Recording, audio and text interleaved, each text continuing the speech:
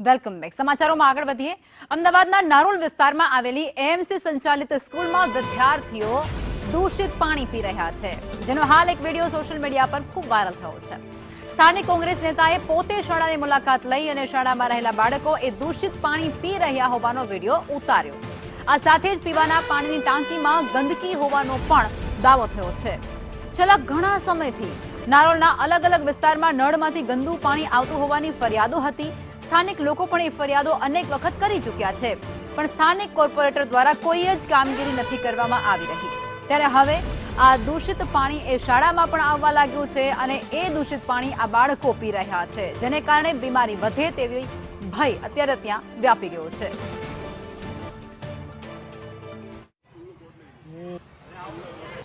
આ બાળકો પાણી જે પી રહ્યા છે, પાણીની ટાંકીની હાલત જોવો. આ પાણી ટાંકીની હાલત બતાય. આ પાણીની ટાંકીની હાલત છે. બેટા રહેવા દે, ના પીશો પાણી. પીવા લાયક નથી બેટા. આ પાણી પીવા લાયક નથી બેટા, ના પીશો. આ છે અમદાવાદ મ્યુનિસિપલ કોર્પોરેશનની સ્કૂલો, જેની અંદર પીવાનું ચોખ્ખું પાણી નથી આપી શકતા. બાળકો આ પાણી પીવા મજબૂર બન્યા છે. નારોલની સ્કૂલે ઉભો છું, પીવાનું પાણી ગંદુ મળી રહ્યું છે ને પાણી ચોખ્ખું કરવાની મશીન તમે જોવો ક્યાં કબાડીમાં પડી છે.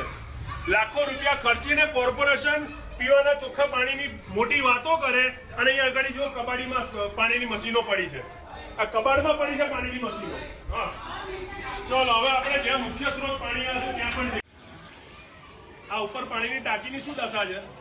બહુ ખરાબ. એ પણ પેલી ટાંકી જેવી જ છે, એનથી ખરાબ. પીવાના પાણીની હાલત છે અમદાવાદ મ્યુનિસિપલ. સાહેબ કુલર ચાલુ જ કન્ડિશનમાં છે, તમે હાલ જોઈ પણ શકો છો. પરંતુ અત્યારની સિઝન પ્રમાણે આપણે ઘરે પણ ઠંડુ પાણી નથી પીતા.